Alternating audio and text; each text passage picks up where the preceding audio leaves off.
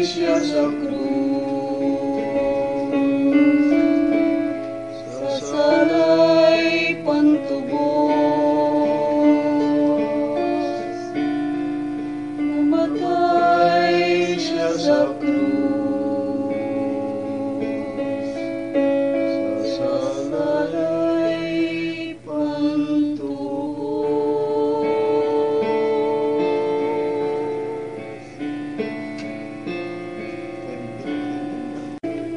Naririto na naman po ang mga Kristiyanong naliwanagan sa mga salita ng Diyos upang muling maganyayang makinig dito sa ating programang Bible Study on the Air. Tayo po ay manalangin.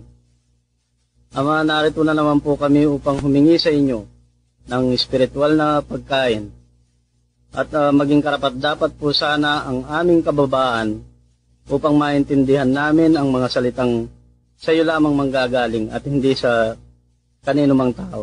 Ito po ang aming hinihingi sa pangalan ng aming Panginoong Jesucristo. Amen. Narito po ang ating kapatid. Kami po ang mga Kristiyanong naliwanagan sa mga salita ng Diyos na nakakita sa dalisay na Kristyanismo. Tinatawag po yan sa English na pure Christianity. Napakahalaga po ang ipinakita ng Diyos sa amin tungkol sa kababaan. Napakaraming tao ang umangkin at sinasabing sino ang hindi nakakaalam ng kababaan. Pero ayon po sa Panginoon, iba pala yung hinahanap niyang kababaan. Ito'y tumutugma sa katangian ng sanggol na hindi gumagamit ng isip at hindi marunong magdamdam. Dito po kami sinubukan ng Panginoon nang ipakita niya sa amin na hindi pala namin siya nakikilala. Kaya sa pamamagitan po ng pag-amin namin sa Kanya, nakita niya ang aming kababaan at siya ay nagpakilala sa amin. At iyan po ang unang biyayang natanggap namin sa Panginoon, ang pagpapakilala mismo ng ating Panginoong Jesucristo.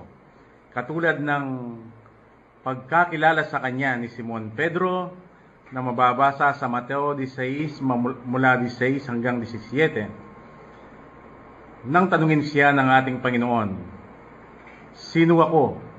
Ang sagot ni Simon Pedro, "Ikaw ang Kristo, ang anak ng Diyos na buhay." "Mapalad ka, Simon Barjonas. Hindi yan galing sa iyong laman at dugo. Galing yan sa aking Ama na nasa langit. Kung ang ipinagkakaloob ng Diyos ay himala, biyaya, kaya ang pagkakilala kay Jesucristo, ito pala ay malaking biyaya natanggap ng bawat isa sa amin, katulad ng biyayang natanggap ni Simon Pedro. At kung ang Panginoong Jesucristo ang mayroong kakayahang magbukas ng aklat, ayon sa ipinahayag niya kay Apostol Juan sa Apokalipsis Kapitulo 5, yun pala ang susing ginagamit niya sa pagbubukas, ay ipinagkaloob niya kay Simon Pedro sapagkat nakilala siya. Nakaparehong susing ipinagkaloob niya sa amin nang makilala namin siya. Dahil po nakasulat, ipinagkaloob ng Panginoong Jesucristo kay Pedro ang susi sa kalangitan. Pero ayon sa kapahayagan mismo ng Panginoong Jesucristo, ito ang susi para mabuksan ang aklat na nakita ni Apostol Juan. Sa pagkabukas ng aklat, nahayag ang katotohanan sa mga salita ng Diyos na siyang patungo sa langit. Iyan po ang nakita ni Apostol Juan sa Apokalipsis Kapitulo 5. Kaya sino pong magsasabing hindi malaking biyaya ang natanggap namin mula sa Panginoon? Kung noon ang naunawaan namin sa aklat na nakabukas, ito ay ang Biblia o banal na kasulatan na kapag binuksan, binasa, pinag-aralan, minemorya, inunawa, tinupad, akala namin nabuksan ang aklat sa amin. Pero dahil kami ay sakop pa rin noon sa John 8:19 na sinabi mismo ng Panginoong Jesucristo, "Kung kilala ninyo ako, dapat din ninyong kilala ang aking Ama." Nanatili pa lang sarado ang aklat sa amin. At iyan din ang ebidensya, bagamat napakaraming tao ang nagbubukas sa aklat, pero iba-iba ang kanilang unawa rito, nananatili pa rin palang nakasara sa kanila ang banal na aklat. Pero ngayon, malakas po ang aming loob sapagkat nalalaman namin na mayroon kaming tangan-tangang susi at binubuksan ng Panginoong Hesukristo ang banal na aklat, ay hindi na po kayo magtataka kung bakit sa kabila ng hindi naman kami nag-aral sa mga Bible schools at sa mga seminaryo, pero meron po kaming ibinabahagi sa inyong mga katotohanan sa mga salita ng Diyos, at hindi pa rin po kami tumitigil sa pag-anyaya sa inyo. Kung meron kayong mga katanungan, meron kayong mga puna, kami po'y naghihintay sa inyo. Bakit? Bakit malakas po ang aming loob? Dahil po nakabukas ang aklat sa pamamagitan ng susing ipinagkaloob sa amin ng Panginoong Hesukristo. At ito po ang dahilan kung bakit dito sa ating programa ay hindi po kami nagtatanong kanino mang tao. Tayo po ay naghihintay lamang sa Diyos para siya ang magpahayag sa kanyang mga salita. Ngayon po ay nakatanggap na naman tayo ng isang kahilingang itinext po sa atin. Good PM. Sana po ay matalakay sa radio program ang Hob 1 mula 6 hanggang 7. Maraming salamat po. Ito pong hiniling na paksa. Marahil ay, ewan ko po kung pamilyar kayo dito. Dahil ang makikita po natin ay nagpunta ang mga pinili ng Diyos sa harapan ng Diyos at kasama nila si Satanas. At ang nangyari ay nag-usap pa si Satanas at ang Panginoon para po maunawaan natin kung paano pa lamang ipinasulat. Narito po ang kapatid para basahin sa atin ito. Narito po ang Job 1:6 hanggang 7. Isang araw nga ng mga anak ng Diyos ay magsiparoon na magsiharap sa Panginoon, na si Satanas ay naparoon din naman nakasama nila. At sinabi ng Panginoon kay Satanas, "Saan ka nang galing?" Nang magkagayoy, sumagot si Satanas sa Panginoon at nagsabi, "Sa pagparuot pa rito sa lupa, sa pagpanhik manahog doon." Nang una ko pong mabasa ang talatang ito, ako rin po ay nabigla kung bakit ganito ang nangyari sa kanila. Sapagkat ang aking pong paniniwala noon, ang Diyos at si Satanas ay naglalaban. Pero dito, iba ang nangyari. Sila ay nag-uusap. At maliban po dyan ay narito ang mga kapatid para magbahagi sa atin noon kung ano naman ang kanilang nauunawaan dito sa binasang talata, o kung ano ang ipinaunawa sa kanila ng mga mangaral.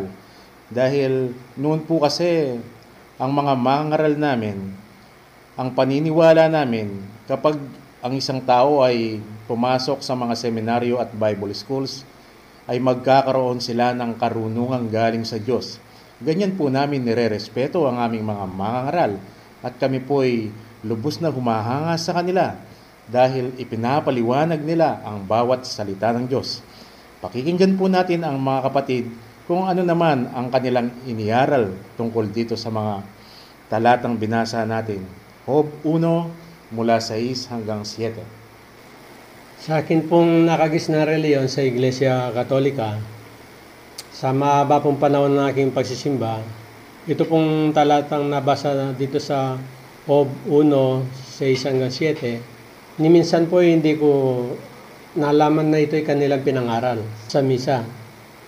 Pero kung halimbawa po tatanungin namin ng aming mga mangaral tungkol dito, ang ipapayo niya sa amin mag-ingat kayo dahil si Satanas ay palaging masipag manukso. Kaya ano man ang ginagawa ninyo, alisto kayo sa kanya. Mag-ingat kayo sa kanyang mga panunukso. Yun lang po ang kanilang sinasabi sa amin. Ako po ay galing sa mga Pentecostal Charismatic. Ito po ang ating itatanong sa Panginoon ay nabanggit po yan, pero hindi po nila tinalakay dahil Nabanggit po yan dahil nung ipinaliliwanag niya o tinuturo niya ang tungkol kay Job, ito po ay nabasa namin. Ang sabi niya sa amin, tingnan niyo mga kapatid, ang sabi niya, dapat tayong mag-ingat, tayong mga anak ng Diyos, dahil si Satanas ay linilibot ang sanglibutan, sabi niya. Kaya mag-ingat tayo. Yun po ang narinig ko sa aming tagapagturo. Kung iisipin po natin ay napakadaling maunawaan itong ating tinatalakay. Pero dahil ipinahayag po sa atin ng Panginoon, kaya pala ipinasulat niya ang kanyang mga salita dahil mayroon siyang mga mensaheng gustong iparating sa bawat tao na siyang tunay na biyayang nanggagaling sa Diyos, sapagkat ito po ang magsisilbing pagkain ng bawat isa, hindi po pagkain ng katawan, kundi pagkain ng kaluluwa. Muli ko pong babasahin itong Job 1:6. Isang araw nga nang ang mga anak ng Diyos ay magsiparoon na magsiharap sa Panginoon, at si Satanas ay naparoon din naman nakasama nila. Kung titignan po natin dito, parang tunay nga po walang alinlangan na ang mga pinili ng Diyos, ayon po sa nakasulat, sila ang umaharap sa Panginoon at kasama nila si Satanas. Kung titignan po natin, parang normal lang ang kanilang pagsasama. Parang nagpunta lang sila at kasama lang nila si Satanas, ganun lang. Pero ano po kaya talaga ang motibo ni Satanas kung bakit nakikisama siya sa mga pinili ng Diyos? Ipapahayag po sa atin ng Diyos ang dahilan na hindi lang pala basta nakasama ni Satanas ang mga pinili ng Panginoon. Siya pala ay binigyan ng kapahintulutan. Ito po ay sinabi ng Panginoong Jesucristo mismo kay Simon Pedro bilang pinili ng Diyos, kung papanong binigyan niya ng pahintulot si Satanas, at ang kanyang motibo ay para maligalig ang mga pinili ng Diyos. Basahin po natin ang Lucas 22:31. Lucas 22:31. Simon, Simon, narito, inihingi ka ni Satanas upang ikaw ay maligalig niyang gaya ng trigo. Bakit po kaya sinabi ito ng Panginoon kay Simon? Dito po namin nakikita na napakahalaga ng dalawang papel na ginagampanan ng Panginoong Jesucristo. Papel ng ama at papel ng anak. Sapagkat sa kanyang papel na anak ay naranasan niya kung paano siya maligalig ni Satanas. Dito po sa Mateo Kapitulo 4, nang ang Panginoong Jesucristo ay nag-ayuno ng 40 araw at 40 gabi, at siya ay nagutom sa mga salita ng Diyos. Ito po ang alam ng Panginoong Jesucristo sa kanyang papel na anak, kung paano niya paligayahin ang kanyang ama.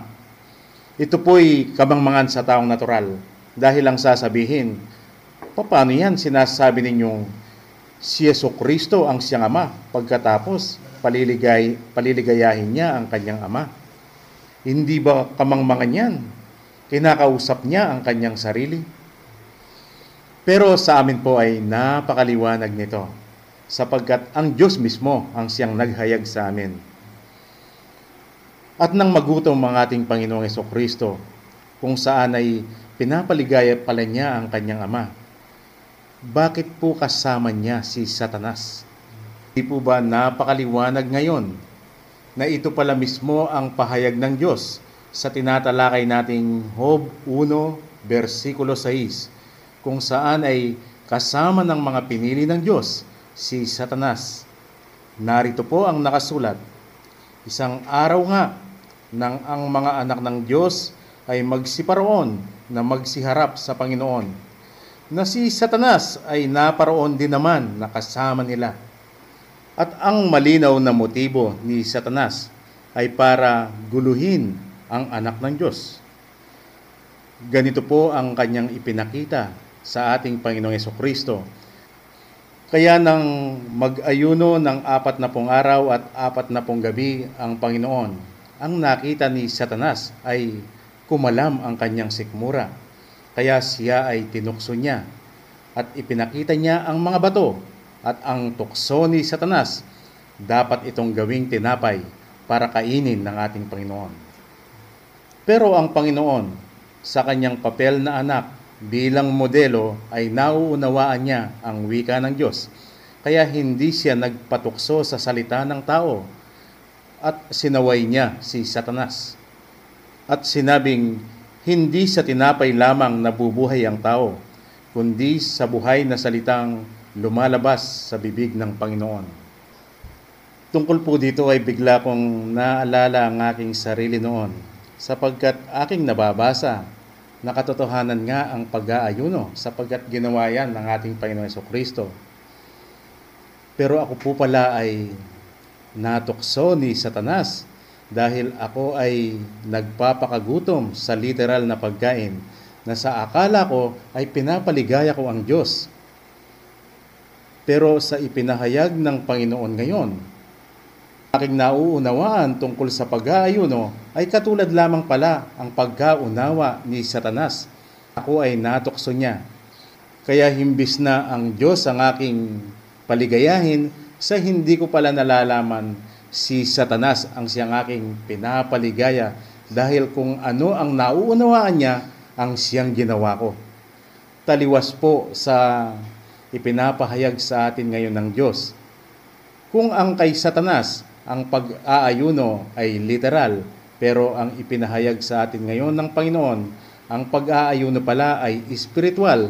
Ang bunga ay ang pagkagutom sa mga buhay na salita ng Diyos, hindi po sa literal na pagkain. At napakahalaga po pala ang pag-aayuno ayon sa wika ng Diyos. Kaya kung inyo pong napapansin dito po sa radyo, ay wala po tayong sinasayang na kahit nakakaunting oras, sapagkat napakahalaga ang bawat buhay na salitang lumalabas dito po sa ating programa. Bagamat kami po ang nagsasalita dito, pero ang ipinapakita ng Panginoon, kami ay nasisiyahan din sa bawat salitang lumalabas sa aming mga bibig. Pero ang nalalaman po namin, hindi po nanggaling sa amin ito.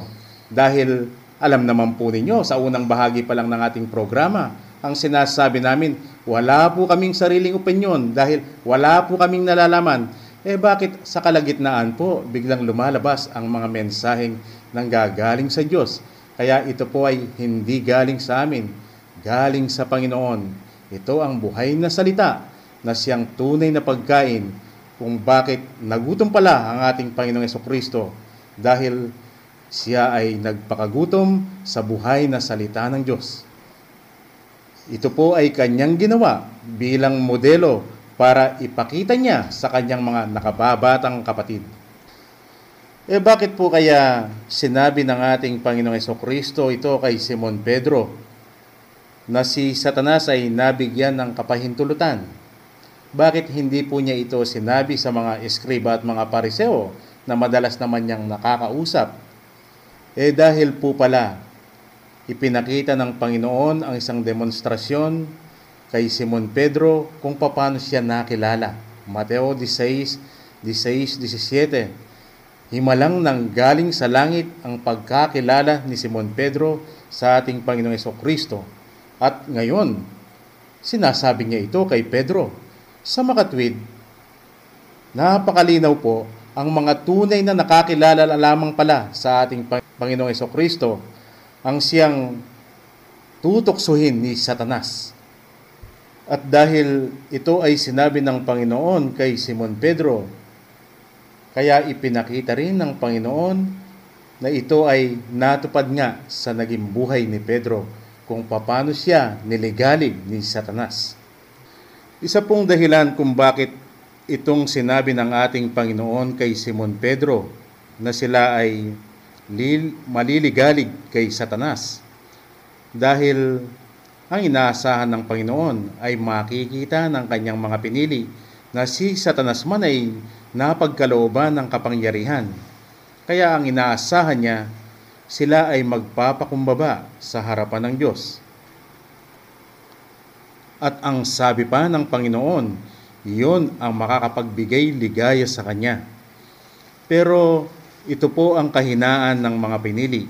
Imbis na pakinggan ang sinasabi ng Panginoon, imbis na sila ay magpakumbaba, pero mayroon palang oras na dumarating, sila ay magmamayabang sa harapan ng Diyos. Ganito po ibinigay ng Panginoon kay Simon Pedro bilang pinili, ang isang malaking babala, pero hindi niya ito pinansin, bagkus ay nagmayabang pa siya. Basahin po natin ang Lucas 22 mula 32 hanggang 33. Lucas 22 mula 31 hanggang 33. Simon, Simon, narito, hinihingi ka ni Satanas upang ikaw ay maliglig niyang gaya ng trigo. Tatapot ikaw ay pinamamanhik ko na huwag magkulang ang iyong pananampalataya, at ikaw kung makapagbalik ka ng muli, ay papagtibayin mo ang iyong mga kapatid. At sinabi niya sa kanya, Panginoon, nakatalaga akong sumama sa iyo sa bilangguan at sa kamatayan. Tunay pong napakasakit ng katotohanan, pero hindi po natin po pwedeng ikaila ang ipinahayag ng Diyos sa atin kanina, na ang kanyang mga pinili lamang ang siyang umaharap sa Diyos, nakasama si Satanas. Kaya sa pamamagitan ng ipinakita ng Panginoon kay Simon Pedro, sila lamang ang binibigyan niya ng babala. Kaya ito pala kapatid, para lamang sa atin ang ibinibigay na babala ng Diyos, dahil tayo lamang ang liligaligin ni Satanas. Hindi ba natin nakikita ngayon ang kahalagaan nitong ipinapakita ng Diyos?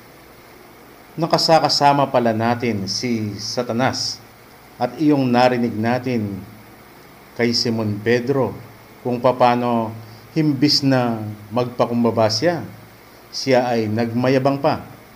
Ito ang dahilan kung bakit sinabi ng Panginoon kay Simon Pedro na hindi titilawok ang manok kung hindi siya ikakaila ng makatatlong beses. At alam natin ang istorya. Ginawa nga yan ni Simon Pedro. Pero sa oras na ikinakaila ni Simon ang Panginoon, hindi man pala yan nalalaman ni Simon Pedro. Kaya kung mapapansin natin, nung unang beses na ikinaila niya siya, ay hindi siya nagsisi dahil hindi nalalaman ni Simon Pedro ang kanyang kataasang tinataglay. Pero ito po palang ginawa ni Simon Pedro kung saan siya ay nagmayabang sa harapan ng Panginoon. Kung doon po sa aklat ni Lucas, siya lamang ating nakitang nagmayabang. Pero ipinakita po ng Panginoon dito naman sa aklat ni Marcos, hindi lamang pala siya, kundi pati na rin ang kanyang mga kasama ay nagmayabang sa harapan ng Diyos. Basahin po natin itong Marcos 14:30 hanggang 31. Marcos 14:30 hanggang 31. At sinabi sa kanya ni Jesus, katotohanang sinasabi ko sa iyo, na ngayon sa gabi ring ito, bago tumilawok ang manok, nang makalawa ay kakailama kung may katlo. Datapot lalo nang nagmatigas siya sa sinabi, kailangan mamatay akong kasama mo, hindi kita'y kakaila. At sinabi rin naman ng lahat ng gayon din. Kapatid, sa narinig natin, hindi lamang si Simon Pedro ang nagmayabang sa harapan ng ating Panginoon. Sa makatwid, yung pagkakaila sa ating Panginoong Jesucristo, bagamat nasulat lamang kay Simon Pedro nangyari, hindi lamang pala sa kanya, kundi sa lahat ng mga kasama niya. Silang lahat ay ikinaila ang ating Panginoon. At napansin ba natin nang ikalawang beses na ikaila ni Simon Pedro ang Panginoon ay hindi pa rin niya nalalaman hanggang sa umabot sa ikatlo.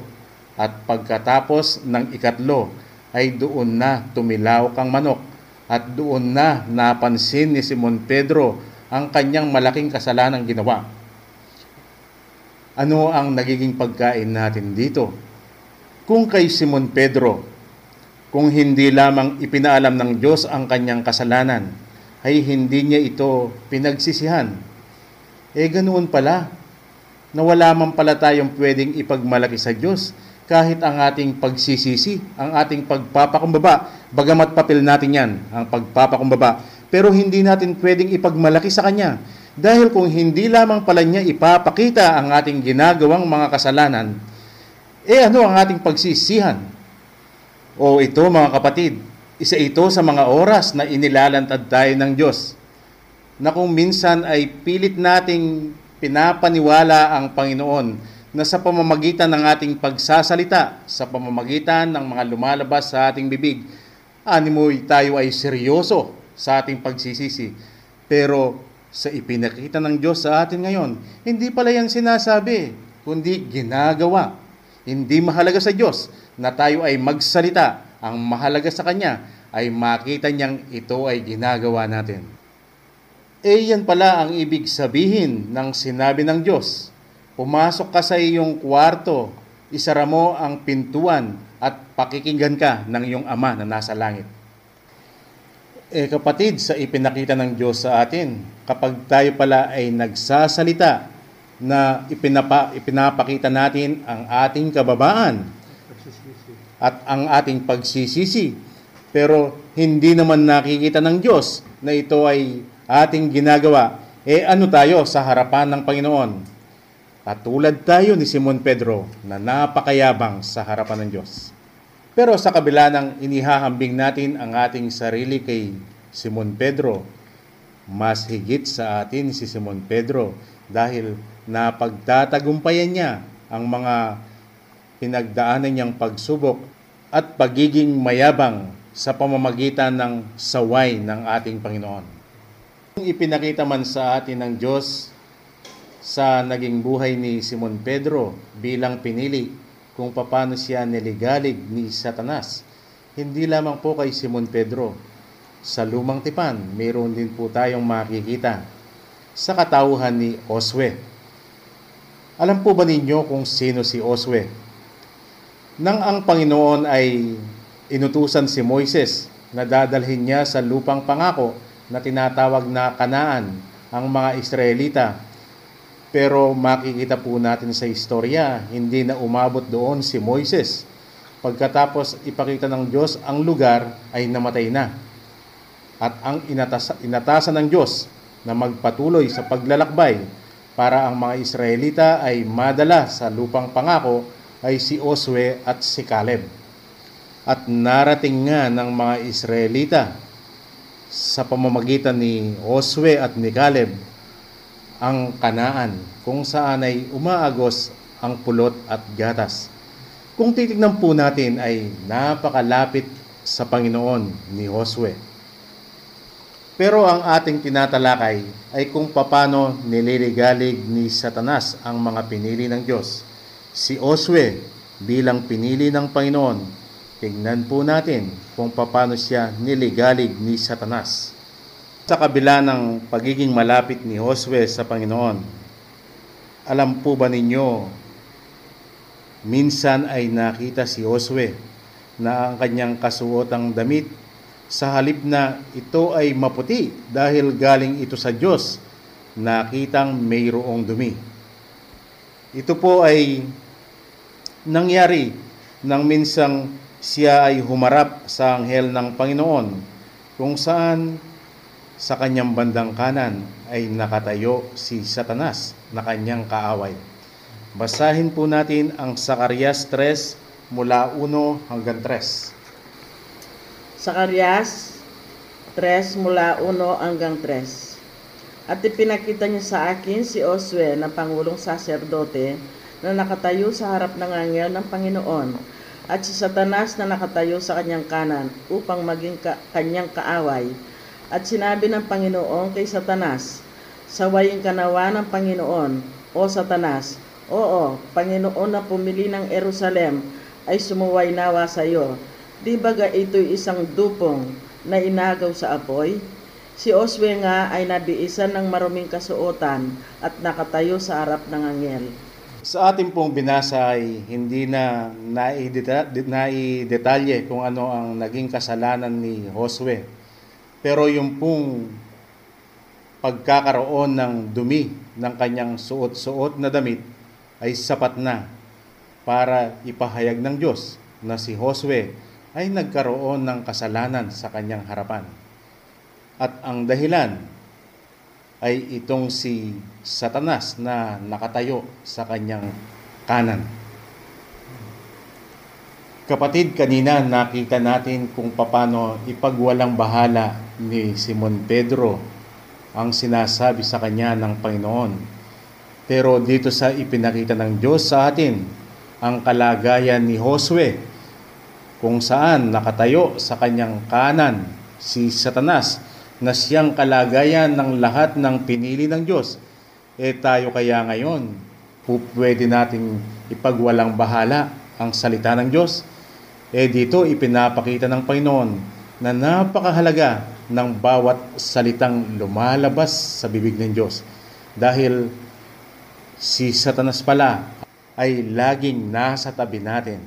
Si Satanas na palaging nasa ating tabi, na hindi kaila sa atin, na mayroon siyang taglay na kapangyarihan, paano natin mapagtatagumpayan ngayon ang kanyang panliligalig sa atin? Ito pala ang dahilan kung bakit ipinasulat din ng Diyos na tayo ay dapat magdasal ng walang patid. Tatatlong salita lamang ang ipinasulat ng Diyos sa unang Tesalonica 5:17, pero ito ay napakahalaga. Pray without ceasing. Kapatid, kung ito ang mabisang panlaban kay Satanas, paano ninyo ginaganap ang pray without ceasing noon? Ako po bilang isang Katoliko, ito pong prayer without ceasing, hindi po ito binanggit ng aming mga mangaral na pare. Pero para sa akin po, ang pananaw ko dito, ang prayer without ceasing na aking nalalaman ay yung naririnig ko sa aming mga matanda na yung pagro-rosaryo. Yung walang patid na pagro-rosaryo. Mahabang panalangin, yung mga misteryo, lahat binabanggit. Nagpapatunay na walang patid na panalangin. Ako po yung galing sa mga Pentecostal Charismatic. Ang unawa po namin sa pray without ceasing ay yung kung minsan magdamag kaming nananalangin, hindi kami natutulog. Pero yung pong mahihina, nakakatulog din. Yun po ang paniwala namin sa pray without ceasing. Minamahal po naming tagapakinig. Sa palagay po ba ninyo, itong pray without ceasing ay ginawa ng Panginoong Jesucristo sa kanyang papel na anak? Kami po, wala kaming nabasa na ito ay ginawa ng Panginoong Jesucristo. Pero nalalaman namin, dahil siya ang modelo, ito po'y ginawa niya. At kung papansinin po ninyo, ipinasulat ito ng Diyos kay Pablo. Si Pablo mismo ang nagsalita sa aklat pa rin ng Tesalonica. Gayahin ninyo ako kung paano ko ginaya si Jesucristo. Kung ganoon nakita ni Pablo na itong kanyang isinulat na pray without ceasing ay nakita niyang ginawa ito ng ating Panginoong Jesucristo. At ito rin ay ginawa ni Pablo. Paano? Dito na po papasok na ginagamit lamang pala ng Diyos ang salita ng tao, pero naiiba sa kanyang wika. Ang pray without ceasing, sa salita ng tao, ito po yung narinig nating ibinahagi ng mga kapatid, ang panalangin lumalabas sa bibig. Pero sa wika ng Diyos, natugma naman dito sa ating tinatalakay kung saan si Satanas ay nasa bandang kanan ng mga pinili ng Diyos. Kaya tama po pala ang iniutos ng Diyos, pray without ceasing. Kung ito man ang mabisang panlaban kay Satanas, paano po ito ginawa ng ating Panginoong Jesucristo sa kanyang papel na anak bilang modelo?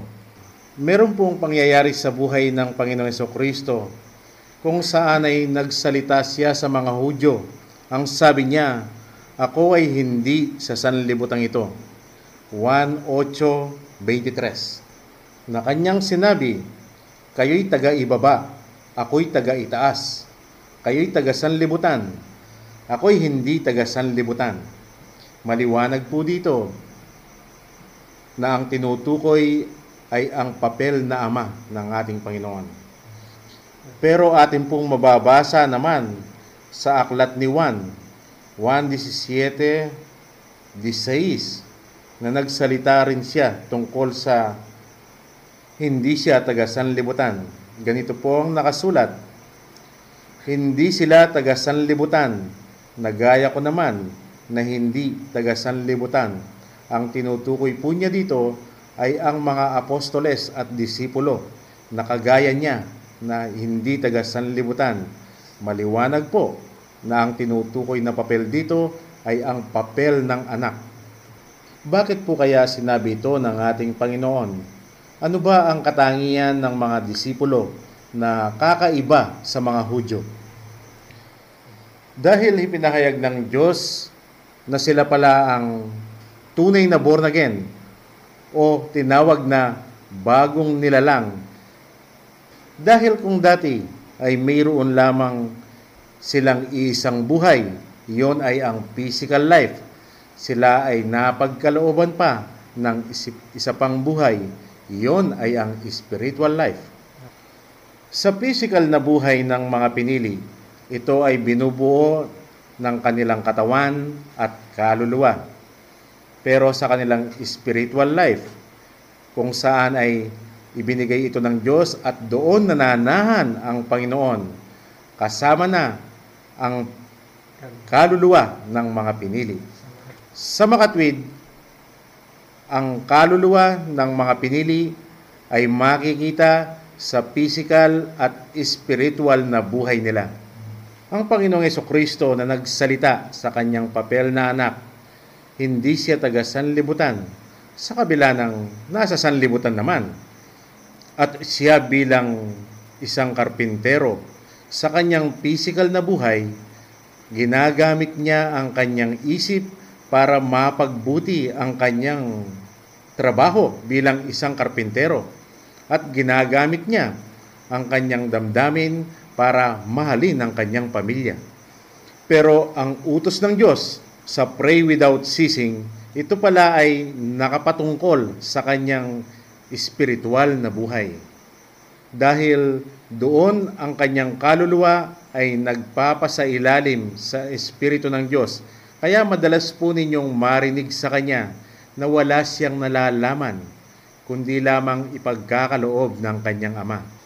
At ang kanyang damdamin ay buhay na buhay, pero ito ay sa pagmamahal sa kanyang ama. Kaya ang pray without ceasing, ito pala ay ang ugnayan ng espiritual na buhay sa Panginoon. Kaya yung pong nababasa nating pagdarasal ng ating Panginoong Hesukristo na lumalabas sa kanyang bibig, yun po pala ay manifestasyon lamang sa pagmamahal sa kanyang ama, na galing sa kanyang espiritual na buhay. Kaya ako po noon na nagdarasal ng walang patid para masunod ko yung pray without ceasing, ay hindi man pala, dahil mayroon lamang akong physical na buhay. Kaya ako po noon, ang pagdarasal na walang patid ay hindi ko man pala nasusunod, dahil ito ay nanggagaling lamang sa aking physical na buhay. Ako po noon, bilang Katoliko, nasa inaakala kong sa aking pagrorosaryo, doon ko tinutupad yung pray without ceasing, ay hindi man pala, sapagkat wala po akong espiritual na buhay. Kaya may patid ang aking pananalangin dahil wala man pala akong ugnayan sa Diyos. Wala po kasi akong espiritual na buhay. Dahil ang Espiritu ng Diyos kailanman ay hindi po pwedeng manahan sa kaluluwa sa aking physical na buhay. Ano po ang kalagayan ko ngayon sa aking physical na buhay? Bilang isa pong sastre, ginagamit ko ang aking isip para mapagbuti ko ang aking trabaho nang lalong dumami ang aking mga customer.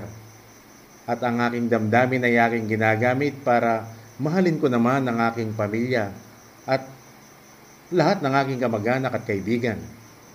At para hindi ko rin kalilimutan ang lahat ng bagay nang ako ay taong natural, ginagawang utos ng gobyerno, ang aking mga kakilala sa lipunan, ako ay nakikisama sa kanila, katulad din po ninyo. Pero ang pagkakaiba ko po ngayon, mayroon na akong espiritual na buhay. Na kung saan ang aking kaluluwa sa aking espiritual na buhay ay kasama ang Espiritu ng Diyos. Yun po ang nakikita ng Diyos na walang patid na ugnayan sa Kanya, na tunay ngang mabisang panlaban kay Satanas na hindi umaalis sa tabi ng aking espiritual na buhay. At nalalaman ko, katulad ni Pedro, darating ang oras, ako ay magiging mayabang sa harapan ng Diyos. Katulad ni Josue, ang aking damit na maputi na ipinagkaloob ng Panginoon ay magkakaroon ng dumi. Kaya nalalaman ko pong ako ay magkakaroon ng kasalanan sa Diyos. Pero nalalaman ko rin na sa pamamagitan ng saway ng Diyos na Kanyang ibibigay sa akin, makikita ko ang aking kasalanan, ako ay magpapakumbaba at ako ay hihingi ng habag sa Kanya. At ngayong ipinakita ng Diyos na mayroong dividing line sa aming espiritual na buhay at physical na buhay, doon po sa aming physical na buhay, ang turo ng Diyos sa amin, dapat naming pag-aralan ang tama at gawin ang nararapat. At sa physical po naming buhay, po pwede kaming yumaman, magkaroon ng karangalan, at magkaroon ng kapangyarihan. Basta ito ay nakakaya ng pinili ng Diyos. Pero binabantayan din po namin ang dyablo sapagkat nalalaman namin dahil siya ang Diyos ng sanlibutan na sa aming physical na buhay ay po pwede niya kaming hilain. Ano po ang magiging ebidensya? Hindi na po kami makakapag-ayuno dahil hindi na kami magugutom at mananabik sa buhay na salita ng Diyos na tumutukoy sa aming espiritual na buhay. Lahat po ng binanggit namin sa aming physical at espiritual na buhay, yan po ay dumaan ding lahat sa ating Panginoong Jesucristo nang siya ay nasa ilang at tuksohin o kasama ni Satanas. Ngayon pong ipinahayag ng Diyos kung bakit kasama ni Satanas o kasama ng mga pinili ng Diyos si Satanas, dahil nililigalig niya sila. Bakit po dito sa versikulo 7 parang nagkukumustahan lang ang kanilang pag-uusap? Babasahin ko po muli ang Job 1:7. At sinabi ng Panginoon kay Satanas, "Saan ka nang galing?" Nang magkagayoy sumagot si Satanas sa Panginoon at nagsabi, "Sa pagpaparuot parito sa lupa at sa pagmamanhik manaog doon." Narinig po natin ang isinagot ni Satanas dahil napakadali sa kanya ang magparuot parito at magmanhik manaog sa sanlibutan. Ganyan po niya naliligalig ang mga pinili ng Diyos. Pero kung inyo pong napansin na sa napakaraming tao, kakaunti lamang, ayon po sa Panginoon, kakaunti lamang ang mga pinili ng Diyos dito po sa buong mundo. Pero itong si Satanas na sobra ang pagkasakim, yung pong kakaunting yon, bagamat nasa kanya na ang karamihan sa mga tao, yung pong kakaunting pinili ng Panginoon ay gusto pa niyang makuha. At sa pagiging masipag ni Satanas ay hindi na po tayo magtataka kung bakit si Pedro na pinili ng Panginoon ay naging mayabang sa harap ng Diyos.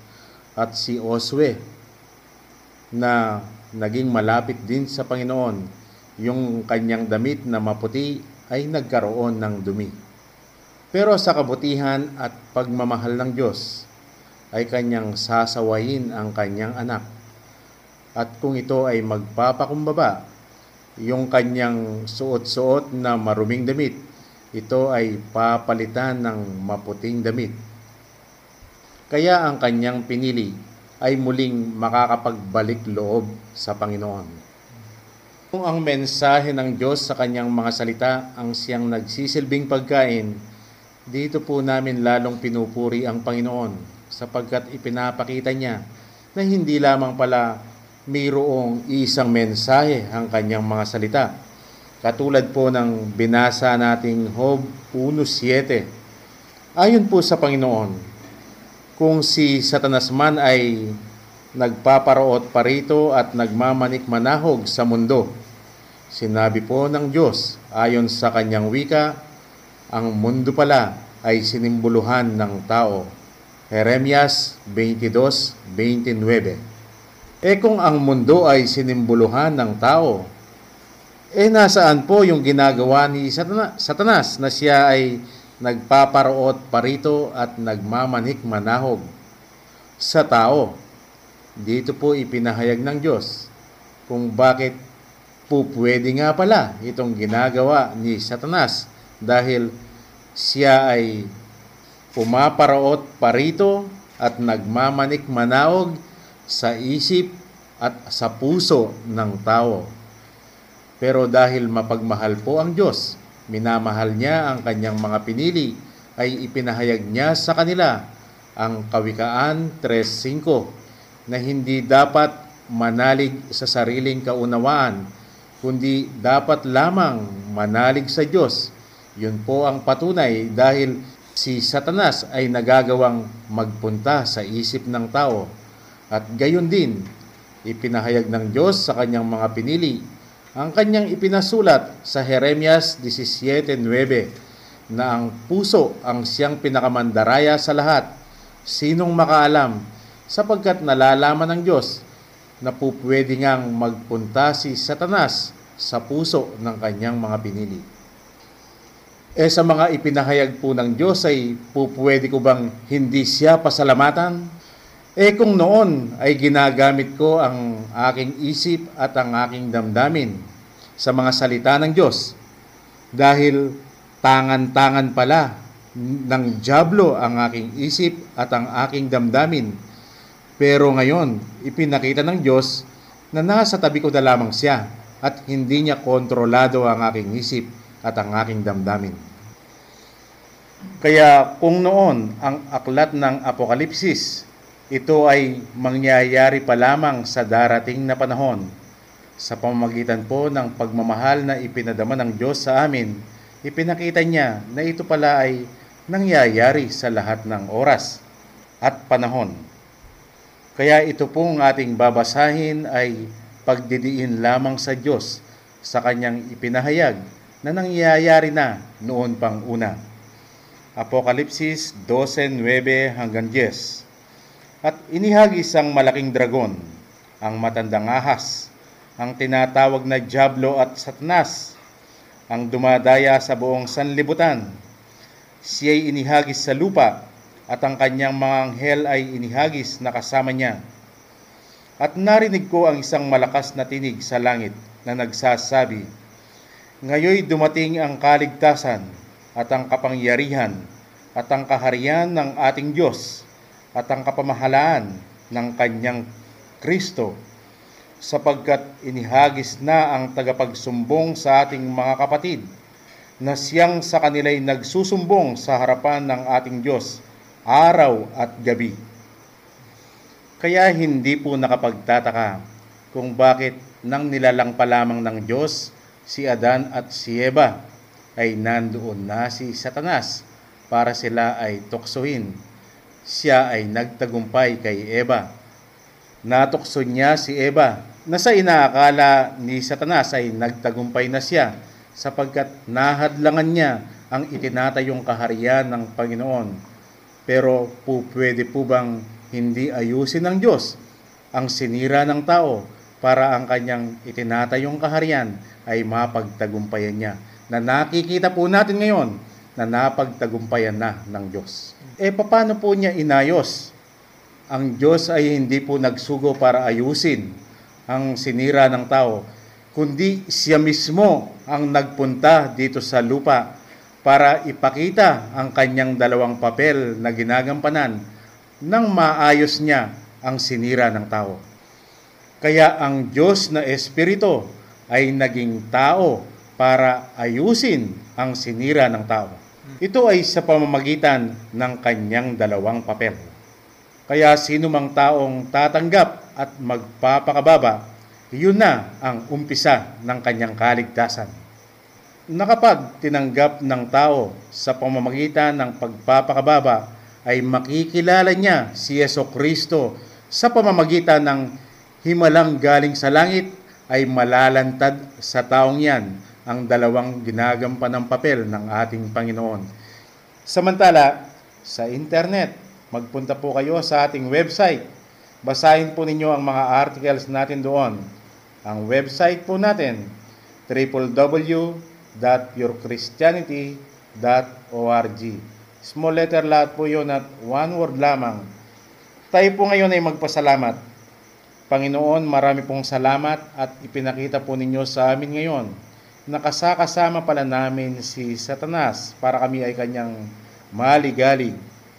Ipinakita po ninyo na kung kami ay magmamataas sa inyong harapan, hindi man pala po namin ito nalalaman kung hindi lamang po ninyo kami sasawayin at ilalantad. At ang inaasahan po ninyo, kami ay magpapakumbaba para hingin ang inyong habag at kami ay makapagbalik loob sa inyo.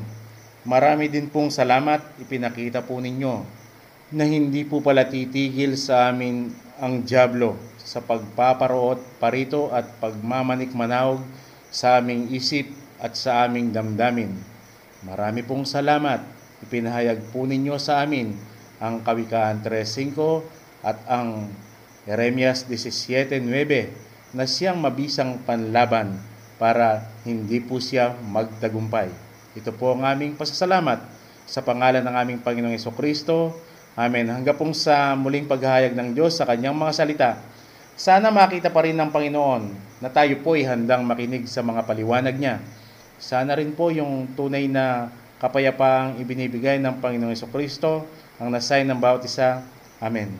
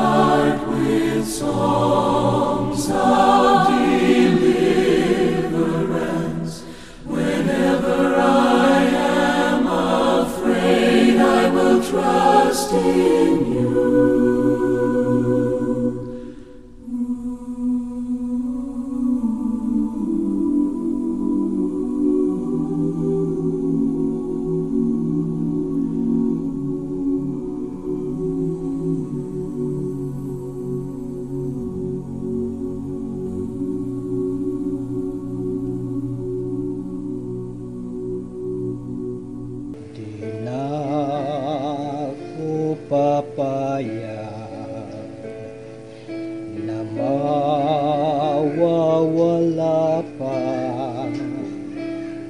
sa katotohanan